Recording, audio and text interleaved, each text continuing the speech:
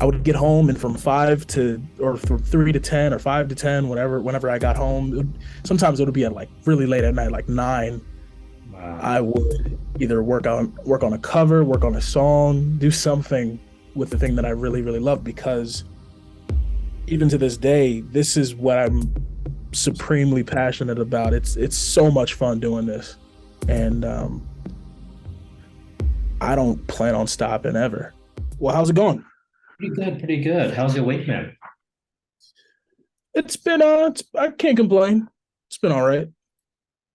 What's your schedule like usually each week? Depending on what needs to get done, for the most part, um, the very first thing that comes to mind is are the songs done? Yeah. You know, because we upload I upload every Friday. Um, the very first big task of the week is making sure all efforts toward getting the songs done for the month are done. I use Notion to schedule my releases out ahead of time, and it's really helpful to do that. I've just been um, in that cycle of doing that for a while, and it's been helping me manage it. So, yeah. That's awesome. Do you try to, how many songs do you write each week? Do you just try to focus on just getting that one song out for that week? Or do you pump out all four songs for that month and then you cruise for the last 3 weeks? Uh, See, that's where it depends, because for the most part, I think if I have a really like lucky week, I'll get like 4 or 5 done in a week. Um, but usually it's like 3. I think I get a solid 3 done within a week. And depending on which one we want to go with, some songs end up being, we feel like they're better than the other, so we'll end up using them and putting them a little bit forward first. But for the most part, it kind of varies. Yeah. And then are you creating like three songs every single week? So you're looking at 12 a month? Yeah, anywhere from 8 to 12 a month. Yeah. Okay. And I guess you So go ahead and then pick the best one for each week. we yeah. Well, for the week, and then sometimes we'll go back. I'll go back and I'll be like, all right, what happened last week? I'm really starting to like this song, and it sounds timely. In terms of like, sometimes I'll make a song that like maybe describing flowers or something, and it might be more springtime oriented, or it might be, you know, it might be like Halloween themed or spooky themed, so I could go with that. I try to stay true to what's being uh, expressed. Yeah. Yeah. How do you go about writing those 2 to 3 songs each week? Like, what's the creative process? Like, how do you start a new week and you got nothing on the board? How do you like start putting something together? It it's weird because it's a lot of it is random. It's very random, and it's once I'm like once I feel like it sounds like a song while I'm in the middle of it, I just completely get tunnel vision, and I follow the song through 9 times out of 10 within 1 or 2 sessions. And sometimes, like, making the song become a song, it's like maybe 2 to 3 hours, and then I'll give another 2 to 3 hours on like mixing and getting everything ready for that record. So yeah. Also producing and sort of making all the beats for all your own songs, or do you go through like a list of beats and just find one that you like? Most times I'm making the beats in the same project too. So I'll get like a beat going, and then I'll add some instruments, and then like I said, I'm looking for like, I guess, a vibe, you could say. If I'm listening, I'm really really listening, there'll be like a opening where it sounds like a song. And I'm like, okay, this is exciting. And that's where the juices start flowing, you know. A small opening like that. It could even just be the beat, it could just be the melodic instruments, but as I hear them come together, that's when I start, to really zone in. Interesting. Do you have like a weekly or daily sort of routine you go through? Because like I was listening Hmm. to a Pharrell interview, and Pharrell was talking about how he goes into the studio 9 to 3, at Yeah, 3 clocks off, and he does his own thing, and he does that every single day. yeah. Well, I'm in my office right now, and I'm surrounded by nothing but instruments and digital things. So I don't want to say I use the same method, but um, if everything's taken care of, like emails and stuff before 12 or before 11, I'm usually just in here working on the next song. You know, for him is if he's doing 9 to 5, I'm definitely doing like a 12 to 6 or something like that. Um, where I could be in the middle of a song and I'll be like, you know what, I'm kind of bored. Let me go to the next one. Yeah. You know, I don't like to spend too much time on a record because I feel like it's gonna get in the way of the next one. You know, How do you go from like zero to like you got like a beat and something to work on? Like, are you just tinkering and sort of just tinkering with instruments and something sort of comes together and that's like the foundation of one potential track and just repeat that tinkering process every day? yeah. So the process, as far as creating goes, as far as like making a beat, Yeah. um, there's a little bit of like a guideline I have, kind of, but um, I like my songs to sound big, like really, really huge. So when it comes to the dynamic range on what's happening in the record, I want my lows to be really, really quiet, and I want my highs to be extremely big or loud. That's what I'm really going for nowadays. Um, but I'll have like a kick, a snare, a hi hat, really basic stuff. I have like five to seven percussive instruments, and then I'll build upon it as the song goes along. And the same goes for the melodic instruments. Um, yeah, I think that's the probably the simplest way I could put it. Do you start with like the lyrics, the melody, or the beat? Where do you usually start? Um, Sometimes both. I really like to mess around with the bass, Yeah. the bass instrument, because it really spells out the chord for me the best. And then as long as I can understand where the chords are headed, I feel like I could describe it uh right after that. I guess it's kind of a cheat, but like if the song sounds sad in the chords, I'll usually write in that direction. You know, I really like my tracks to sound as one, like one thing together as one whole thing instead of I used to write all over the place, man. You know, I used to thoughts would come to my head so fast, and then at the end of the song, it wouldn't even make sense. I So, remember I was listening to Logic and he has like a notepad or like one of your notes on your phone just filled mm, with all these different lines and quotes. And mm, we'll just sort of go through that list when he needs a line. We'll just go through it. Or if he starts a song, he could just go through that and look for like a line that he wrote. And that was pretty cool. Like just having like this note, this vault, just of constant ideas and lines and bars that you wrote, they can always come back to. absolutely. I guess I have something kind of similar. Like last year I invested in an iPad. I really didn't think I would get the full usage out of it, but man, I like I'll have notes right here just on song concepts and stuff like that and just going through them.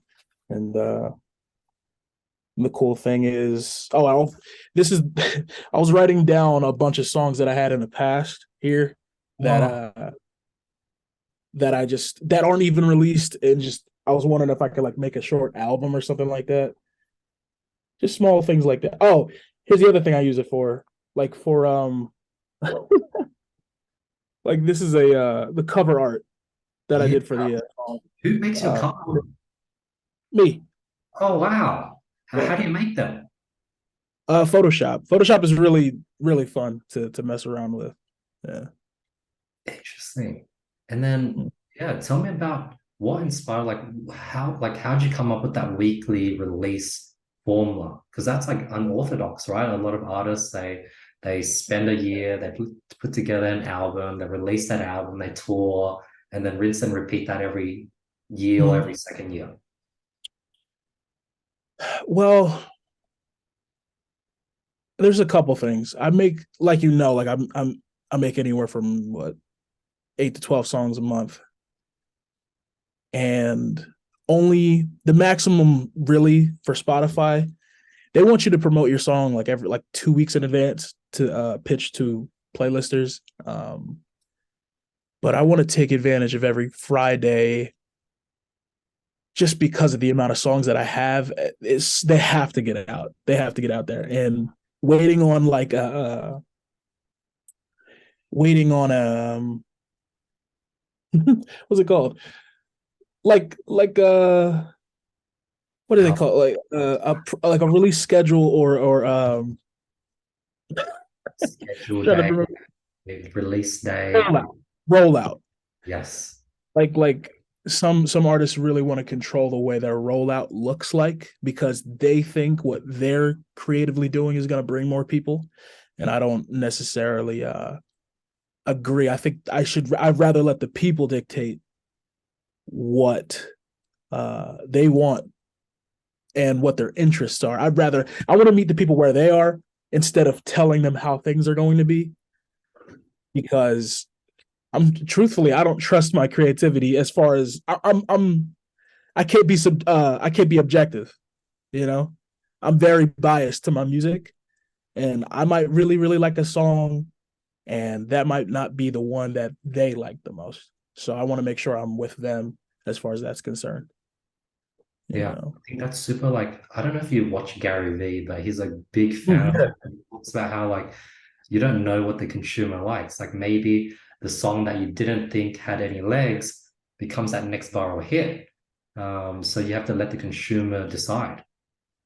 Absolutely. Absolutely. And if I were trying to control the rollout, I would lose an opportunity for my audience to pick up a record that they really like. And all in all that does really is just give me more information. And I think right now that is the information that labels charge their fees for and such like that. And so um yeah, definitely don't want to I don't want to have to give up most of my rights in order to access some of that information that we could do in house anyway, you know.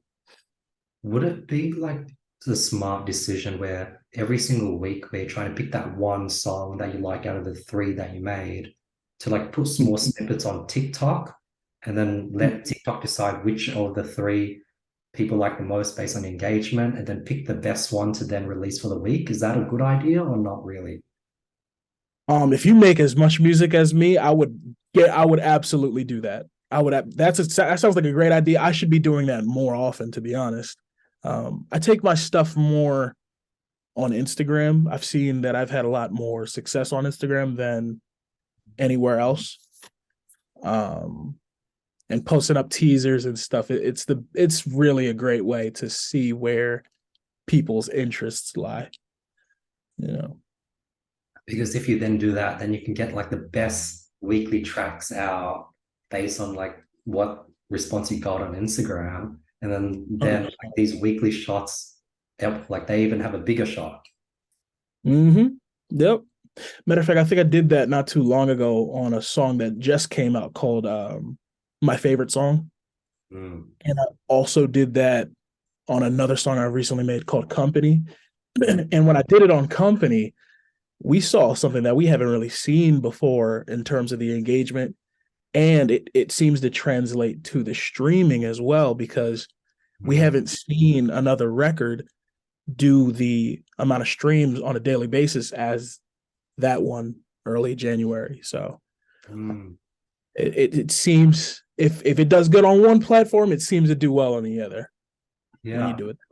So let's say you release 52 tracks out of the year, or like let's say 40, and then you see there's the top 10 or the top 12 that just kill it for that year. Mhm. Or like you have that data. What do you do next with that data? Do you package the top 10 into an album? Do you now know which songs to tour with? What do you then do next? All of what you just mentioned, absolutely. You when you have those three that are the top out of the 40 you have of the year, you could absolutely repackage that as an album. Here's there's other strategies I've been doing recently too. Whereas if I see a song do particularly well in the last 3 months, I'll pair it up with a new release and make it a waterfall release. Hmm. That does is it turns your one brand new single that comes out on Friday and makes it two songs instead of one without creating an entire album, you know. Yeah, like what's the strategy? Because I know a lot of artists, they sort of release like an album, then the like full version. So now the song is that one song is in two albums. Also, sometimes they might do like I seen Drake do like the demo tapes where he takes old songs and he puts it into a new album. So sort of Mm-hmm. giving life to these old songs, but then now these songs are like all over the place, even though it's just one track. Say that. Could you repeat the question? I'm sorry. I was. You mentioned Drake, and my mind went to Drake immediately. I'm sorry. I think 'Cause yeah. I think the question I was going to ask, like, I've seen, like, what's the reason why people might sometimes they have a single for a song, then they put that same song in the album, and then that same song might also be in the deluxe version of the album. So now that one song is in three different sort of sections, I guess. So the process, I guess the I would think they would do that just to give the song a chance to resaturate itself in Mm, different places that people may have missed before. hmm. Uh, in this digital age, it seems that it's streaming. It seems that people don't know what they don't know until they know it. Yeah.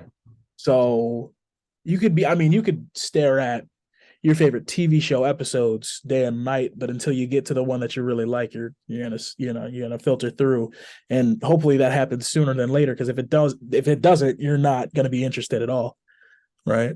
Mhm. No.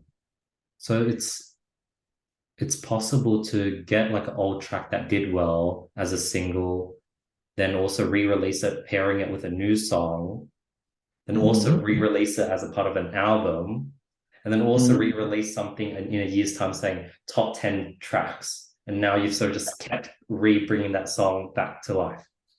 Absolutely, Wow. absolutely. That is, I think, the most easiest way to double down on any kind of success you've had in the past. For instance, we did that on a record called Fall in Lust, Mm-hmm. just to show you briefly what it does. Um, so I think no, I don't even think I can show you here. That spike right Whoa. there, it's Yeah. huge. Big spike. Yeah. It doubled. That's what happens when you add a song that people didn't get the chance to hear the first time onto your newer record too. Uh, It's a lot of opportunities, and I think artists are missing out on what they could do for themselves. You know, there's small ideas like that that really change the game. So, what would happen if every single week, instead of releasing a single, you release like a mini album with three songs, that new song and two old songs? And you did that That's the every single plan. That's the plan. We haven't tried three yet. We're trying that on this next song coming out, and I'm really excited to see what that does. Wow. Yeah, and if it all goes well, I think you'll hear about it. Hopefully, That's so yeah. cool. Yeah. Like, how have you came up with all these cool different strategies? Like, I'm just sort of throwing a bunch of ideas out, and like you're sort of on top of all these things. You're like ahead of the curve when it comes to how to release music in today's day and age. You know, I think I think the important part is to know that nothing's ever perfect. So as soon as we see something work, we're on it. We're on it like white on rice. You know what I mean? We are we are absolutely and I say we, I mean me and my manager Will, we we really like to hone in on what works in turn like on numbers. That way we're not spending a whole bunch of money on things that we like and that the people don't like. If that makes any sense. We really like to stick with what the numbers are showing us. And yeah. Oh, Interesting. same goes with sped up and slowed down versions of songs too. They're helping a lot of people out too today. I've seen, So I don't know if you follow JVKE. He like just releases a bunch of remixes for the same song, sped up, I slowed down. He's I pumping rock hard. Have you followed any of his sort of music? yeah, I actually it's I had one TikTok do really, really well last year and he commented on it and I that's how I was introduced to his stuff. And it was really, really cool to see his success, especially with that hit single Golden Hour. Yeah. Nuts. Nuts, absolutely nuts. And it's I love seeing artists do what they want to do and just keep doing it. You know what I mean? You can tell somebody really, really loves it. You know? And like he's figured out how to use TikTok to promote all his songs. Like even Charlie Puth is doing these things where he does these like how I made these songs and he's like flicking a light bulb, is recording it. Um, and he's like so doing these sort of TikToks showing how he makes these songs. And artists seem to be leveraging TikTok a lot to grow their music. That seems to be the next thing. Well, what's your experience like with TikTok?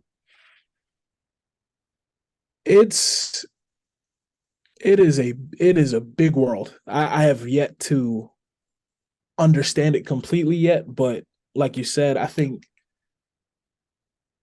being as creative as possible, trying new things, I think these guys are pioneers at and really um there's also consistency. And I know some people, including myself, where you have one video that doesn't really do well, but it took you like hours to edit, Mm, you know, mm. it's kind of discouraging to continue to do it. But if you could just get past that, I think there are opportunities for people like even outside of just the music industry, you know. Within like your sort of approach where you're sort of really focusing, trying to get more listeners on Spotify, increase your monthly listeners, is that to eventually sort of start touring and now you have listeners that will probably buy the ticket or so that you can eventually sell merch? Or is it just because the more listeners you make, like Spotify revenue is like a decent sort of foundation and you can just survive off that and you don't even need a tour? Uh, e- mm, I would eventually I would really, really like to tour.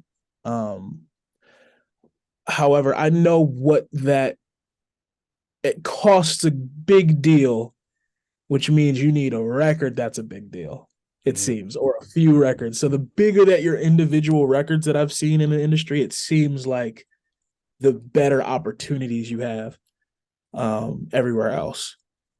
Those are the likes of like Ed Sheeran, Drake, Rihanna, the big names. And then you look back at their records and it's like, oh, these guys have like multiple diamond hit records, platinum hit records. And that's a goal, personal goal of mine for several reasons. Um, I would love to sell out every single show I ever do. Um, and I don't know. It's I think you win both battles when you have those decent records that everybody really likes. Right now, I've been keeping track of my listeners through my own playlist. That's Hmm. another strategy. If you promote your playlist, you're basically giving people a platform within Spotify where they could just listen to the music that you arrange and whatnot. And the I think the playlist that I have is like almost half of I think it's like 5,000 likes on it, 5,000 follows. Wow. And then the funny part is when I look at the streams coming in, I'll look at the playlist and I'll be like, whoa. The playlist is called latest hits. And I'll look at the playlist and it makes up a decent percentage of my streams for each new song. Wow. So you're basically giving people a place to replay your songs. Yeah. It comes out originally. It's just it's a fun game, all of it to me, and trying new strategies like that is great. But back to your point on touring, yeah, the bigger the song, it appears to me that the easier things happen as far as touring is concerned. Makes sense. Talking about playlisting, like I think you mentioned earlier that when you like Spotify wants you to have 2 weeks before like a music release, and then you speak and you reach out to the different playlists and try to get your songs on playlists.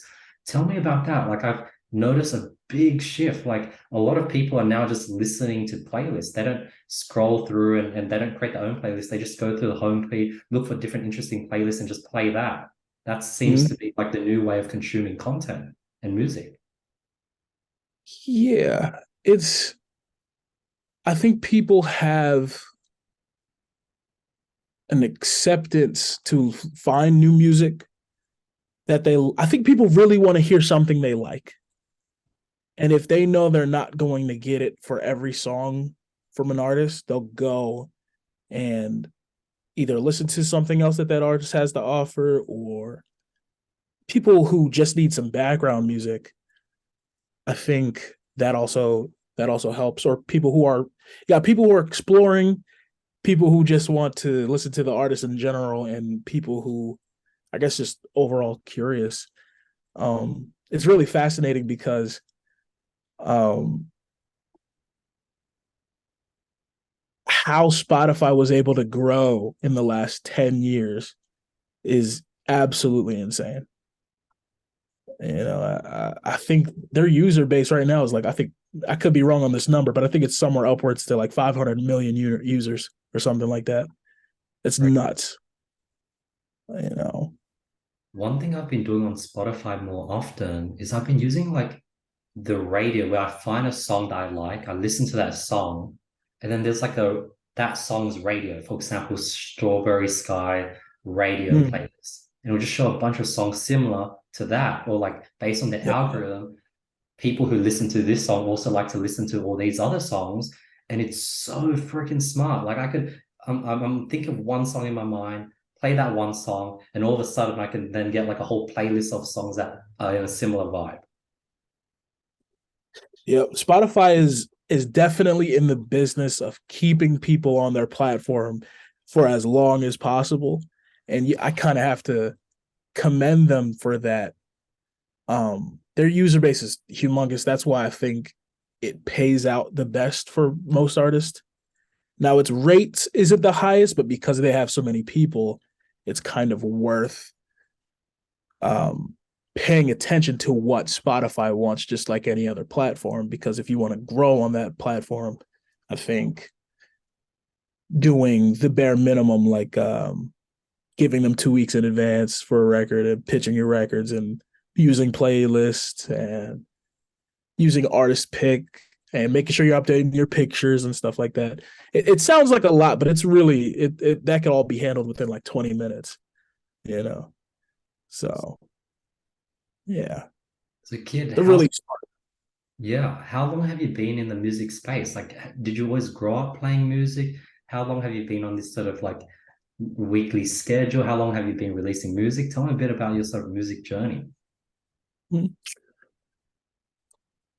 My mom and my father used to sing at bars when I was really well. I wasn't even alive, but they would sing at bars back in the day.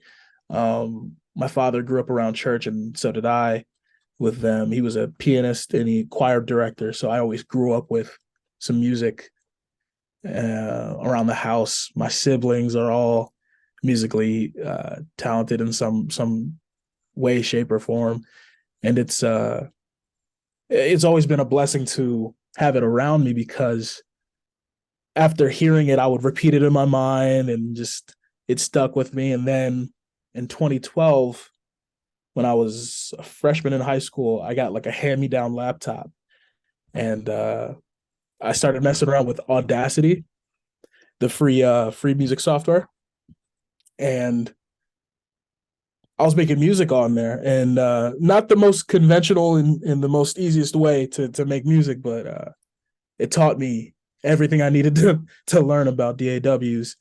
And then when I had enough money, I saved and I upgraded. And after 10 years, I'm where I am now. So I think that's the easiest way I could put it. Was it easy to do music full time and like not even go college or did you go college? I did not. I was going to for like a split second, but then I changed my mind. Because I didn't I didn't know what I wanted to really do. I knew I wanted to do music, but you know, I didn't know. So I gave myself some time and I got a job at a local supermarket. And those were some very interesting years, I'll tell you that. Um, not the easiest job in the world. I had to work with seafood and meat in the back, you Yeah. know. Very, very stinky job if for those who don't know. um, but when I was on the job, I would sneak a earphone in and just focus on what I was making outside of the job.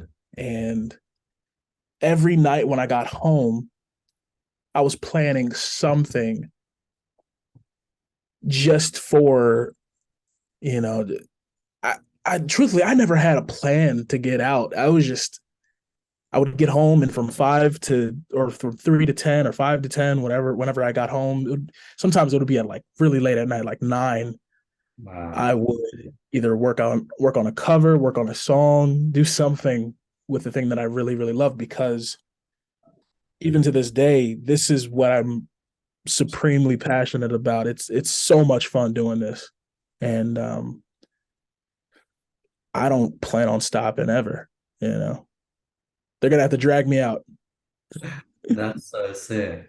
And when were you able to then transition and sort of eventually quit that job? Like, how did you know, like, hey, like, I got this? And at that time, was Spotify, YouTube, all that a thing yet? So I got my job right around the same time I discovered I could put my music on Spotify through TuneCore, Mm, and that was in 2015 fall. mm, And that started my journey of releasing music through DSPs and stuff like that. That was when I was like, okay, we're gonna be really official. hmm. I have my 3 years of practice already, so now let's try to get real serious about um, uploading. Maybe not consistently, but make it look official. Hmm. And so I dropped some songs in 2015, and then 2016 I started doing covers, Mm. and and they did sort of kind of well, but they were always sending out like massive copyright strikes and stuff like that on YouTube. And there was a lot of stuff I didn't really want to deal with. So I kind of gave up, went more original on 2017, 2016.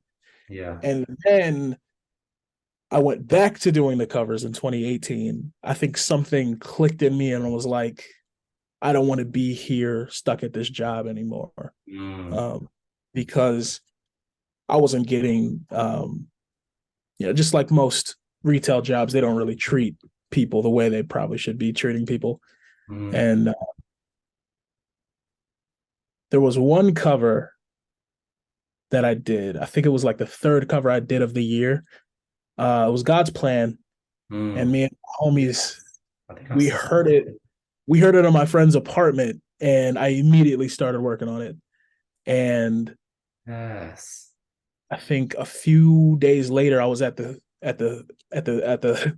food counter working the counter, and I turn around and my phone is just going off. It's blowing up. And another YouTuber, Love Live Served, actually shouted. They actually used my song in their comedy skit Mm. and my channel in the description, and like so many people started showing up from there. Wow. And as it did well, I as soon as I saw that happening, I just kept going. I did not stop as far as the covers were concerned, and that whole year was very, very successful in terms of being in a better place financially in order to quit my job. Um, I saved up enough within 2 months of that happening, but I wanted to stick it out until I had way more than enough because I Yes. did not want to go back. Yeah. I was definitely afraid to go back. Yeah. Yeah. Every now and then I get dreams of still working there. Yeah. It's a shame. And then so you quit around 2019, middle of 2019 then? Yeah, at fall to I quit on my third year anniversary of working there. So this was fall 2018. Yeah. Wow. What a cool journey. So it's like it's definitely been like it's crazy. People see the numbers now and it's 2023, but they don't Mhm. realize you've been at this for the last 8 years. And they're not gonna know. Yeah. That's what I love about it. Well, I'm not trying to hide it, but it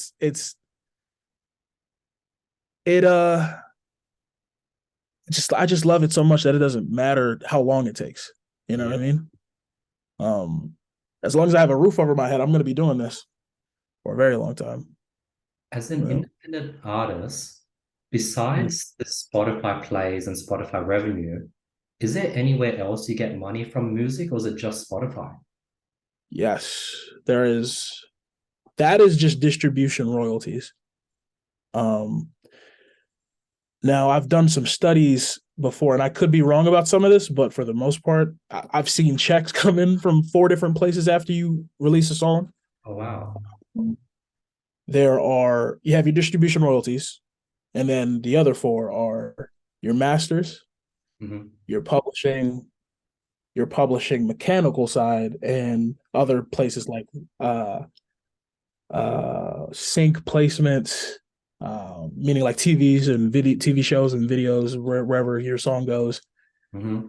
And there's also another one. I'm gonna see if I can remember it, but companies like Song Trust, BMI, Sound Exchange, these are all places that keep track of what you should be getting paid legally for your Mm. songs. And they they do a I'm not gonna say a phenomenal job. They do a good job at looking for you where your song has been and how much money it's made or you have your mechanical royalties and your digital royalties. That's BMI, and then song. It's a lot to memorize, but just as long as everybody knows, there's so many other avenues for your one song to get paid. All you have to do is like just Google uh song royalties. You'll get a list of everywhere that you should be getting paid for, and that's what me and my manager did. We just discovered like that is the stuff that labels want to make you sign your life over for. Yeah, yeah. you know, it's not the money you get in from your distribution royalties. It's everything else. It's really your livelihood.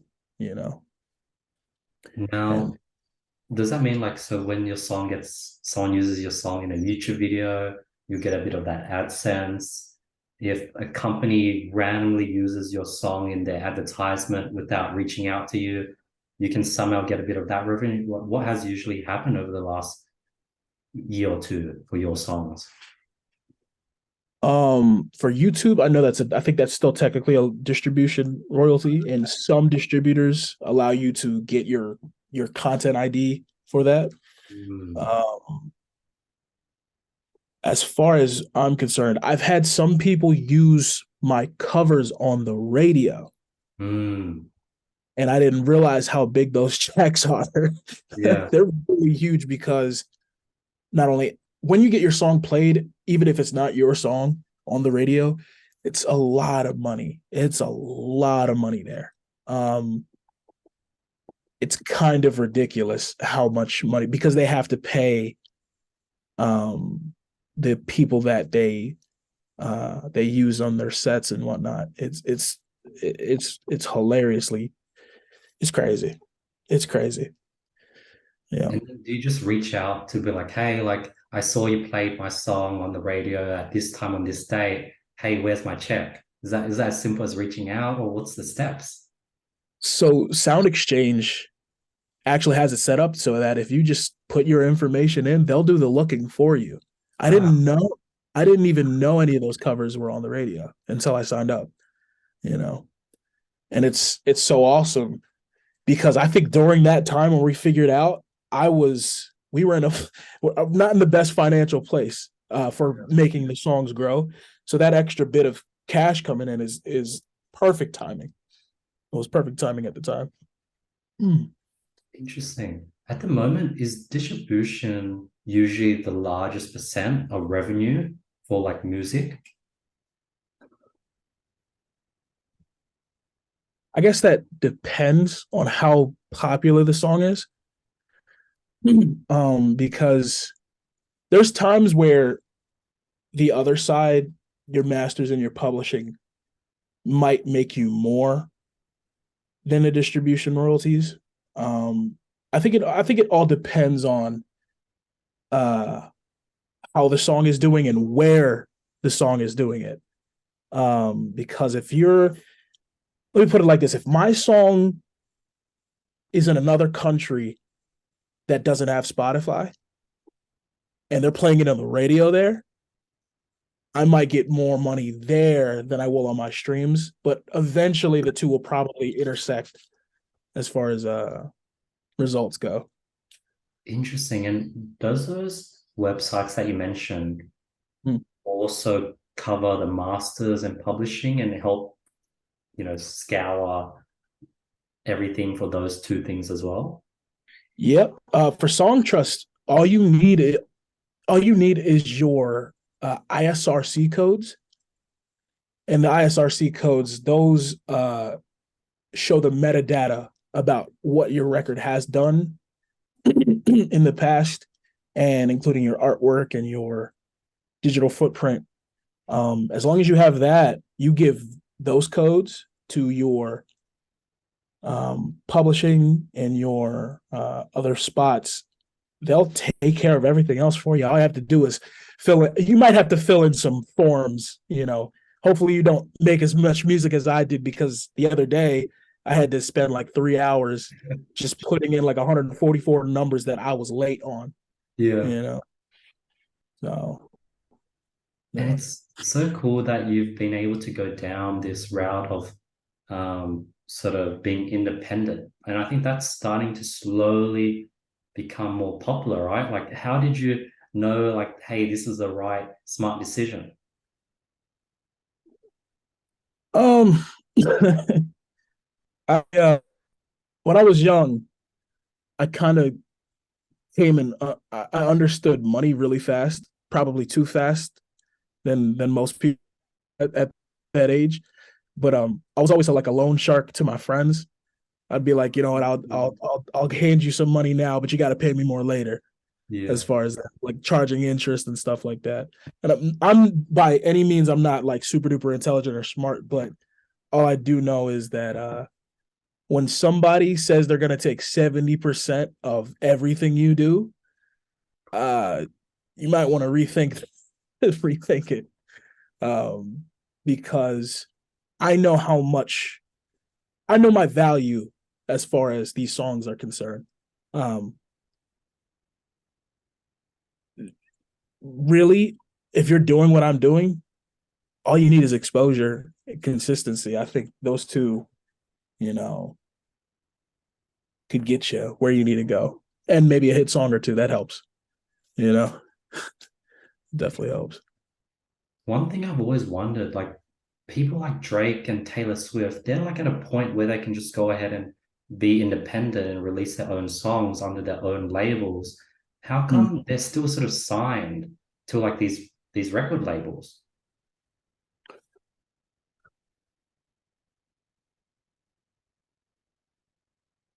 I don't I honestly don't know. That's a great question. If I had to guess, I would assume that you got to think about those two as well. Taylor Swift and Drake have been in contracts for more than 10 years. Hmm. So they probably, well, they definitely know more than I do as far as that's concerned and what their perks are. But at the same rate, those two also, I don't know what percentage of their music they have credibility for as Mm, far as writing everything, making everything, producing everything. That's a big that's a big it's strenuous on certain people. I know if they're just the voices, I'm sure that might make sense for someone in their position. Um, but somebody who does everything, you know, um, I want to make sure I get paid on all fronts. Yeah, I think with publishing, you get paid twice over for producing your stuff and being the one who wrote it. yeah, You know, so as far as publishing for their sake, I'm assuming it would have to be less. makes Due to those contracts with the labels. And if you really want to be honest, these labels they build their entire. I'm not gonna lie. As far as market share, Drake probably makes up a huge percentage of UMG's income. So hmm. as the artist gets bigger and bigger and bigger, they're probably offering them bigger checks. Now, there's been a lot of artist news recently. Have you heard about Justin Bieber signing away his publishing? No, is this a recent thing? Yeah, I think this company named Hypnosis ended up buying his masters and his publishing for like 200 mil. Whoa. Yeah. This is the back catalog. Yeah, crazy. Oh, and then like he doesn't get a cut of that, right? The previous company that owned his masters, they get the money, right? I don't know the specifics, uh, but that's what it appears to be. That's what it appears to be like, which is interesting. Um, I don't know. It makes it. If somebody came up to me and offered me 200 mil for my back catalog, and I knew that I could just continue to make songs, I don't want to say I wouldn't take it, but Mm, that's definitely something you got to consider. 200 million that's a lot to put back on your new music. You yeah. know, yeah. I'm Uh, not. I don't hate the label. I know it might seem like yeah. I'm against labels.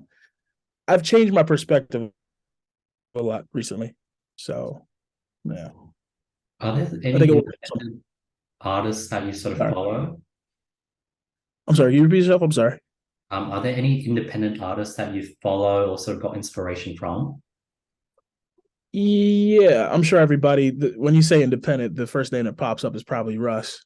Yeah. Um, yeah, I love seeing what he did. I would say he's been kind of a inspiration as far as his. I don't really listen to a lot of his stuff, but the consistency aspect of that is really I could see where that worked for him, Mm. and yeah, and I think it's a great way to do it. I don't know if John Bellion is independent anymore, but he's also somebody who does everything himself. That's just really good. He writes and produces himself. Um, hmm. I'm sure there's other people that I'm forgetting about, but in terms of the mainstream, it's very rare that you see somebody who produced their own stuff as well. I think Bruno Mars and Ed Sheeran. Oh, are they both independent? Oh, not independent though. I don't know about their contract. I forgot about that though. I don't know about their independent. No, I don't know. It's Yeah, crazy. man. I I don't heard know. in an interview from Ross that the song he did with Ed Sheeran, he dropped like $1 million on that song with all the video, the marketing, the radio plays. Like it's insane. He's just doing everything himself. Yep. When you really break it down, there's also it's very interesting. People who want fame tend to sign immediately, Hmm. and more power to them because it's a really simple. All I have to do is sit back and make those songs. Hmm. Uh, but as far as where I come from, it's hard to fall into that trap because I don't even consider this music thing or ability to be mine. It's really for everybody else, Hmm. and something doesn't feel right about letting somebody come in and manipulate or destroy it. You know, rubs me the wrong way. Because You like know, I've seen like the Elvis Presley, I haven't watched it yet, but I've like followed his journey. But like that documentary, like insane. They just used him. It was just, yeah, like wow. the movie for me was really I was sad. Yeah. It was very sad, and also got to be careful about who you sign what over to. People. This is all about what people claim they own, and it's a bit of a game. But you know, I genuinely still care about the music, though. I think that's the only thing that keeps me sane in this industry. You know, Do you ever go through creative burnout, kid?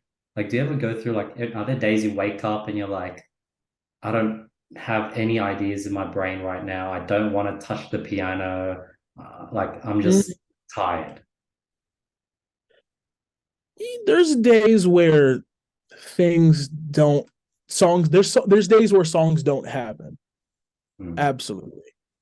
But for those days, I don't try to force them out. You have, in my opinion, you do have like two options though. You either wait until you can or you force it. And Yeah. I just like to just be at peace with it and wait until the inspiration, not the inspiration, but wait until like the there's some times where we're I don't even know, spiritually or something like that. Hmm. It feels like maybe I should be taking a break right now, you know? And at the amount that I write, even just recently in December, I didn't work on a single song in December. And part of me is glad that I didn't because the songs that I made afterward wouldn't have been made. you Yeah. know, so um I just don't like the term burnout, or not the term burnout, but the term writer's block. Because I Hmm. feel like if you put your name to it, if you attach a name to it, it becomes a thing, you know. Yes. Yeah. So it doesn't exist in my book. Yeah. By the way, how'd you come up with your name, Kid Travis? What was the inspiration behind that? Remember how I told you my pops and my mom Yes. singing at bars? His stage name was Travis. Ah. Nobody knows why or what happened, how that happened. But I heard that story, and I was looking for a name at the time. This is like 2013. Um, I was looking for a name, and then I was like, you know what? Let's just go with that. That works out. It's kind of saved me from having to choose a name. You know what Yeah. I mean? Yeah. You're allowing your father to live on as well. There you go. You can do that too. Yep. Last topic I wanted to dig into, collaborations. What's your thoughts on collaborations? Yeah. Ooh. I would love to collaborate with so many people that I've grew up listening to. Um, I could go on and give you like a list of a million people, but I it'd be a lifelong dream to work with. If I had to pick one, I think I'd pick Drake. Would be kind of cool. Yeah. I grew up listening to a lot of Drake as a kid, and truthfully, that first album, "Thank Me Later," really got me into wanting to do this when I was that age. I was, I think I was 14, 13. Mhm. And yeah, no, as my value grows in the industry, I would definitely answer calls if anybody hit me up and was like, "Yo, I listened to you." And I would probably geek out more than not if I start seeing, my favorite artists hit me up. You know what I mean? Yeah. Uh, as long as the contract is solid. Yeah. Yeah. Yeah, That is so cool, Kit. Really appreciate the time today. It was so fun just talking to you. And I had so much fun. I learned so much. I could tell that this is definitely something that you're really passionate about. You're sort of really in the grind, you're in the dirt, as Gary Vee says, and you're sort of doing everything. So you really know what you're talking about. So I really appreciate your time today. absolutely. Thank you for having me, man. This was really chill. I forgot I was having a interview. I'm not gonna lie. Tell me, where can people find more about your songs, following your journey? Where's the best place for people to find you? Absolutely. Kid Travis anywhere, wherever, whatever platform you're on, you're gonna find me. Um, if you need to contact me, Instagram is the best place. This is actually where we were able to talk. So absolutely. And one last thing, I have a playlist called Latest Hits. If you guys want to check it out, please. It's right. Matter of fact, it'll be wherever he says it'll be. All right. I'll link it in the description. I'll put it in the show notes. But if you can't, like if the link is not working, I guess just go to Spotify, search up Kid Travis, go to your profile, and it should be like in the playlist section. Absolutely. Yep. No, Perfect. Thank you so much, Kid. I really appreciate your time today. I just love how passionate you are. You're so open. You're like willing to share. I think this is actually going to help a lot of up and coming artists. And you work like, a lot of people might be, they want to keep their secrets but you're just open to just share what you've been playing around with. And I think that abundance mindset is such a great mindset. So I really appreciate your time today and the amount of value you provided on this podcast. absolutely, man. Thank you for having me, Andy.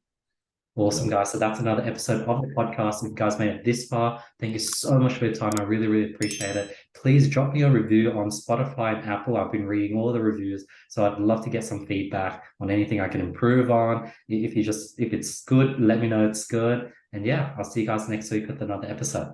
Peace.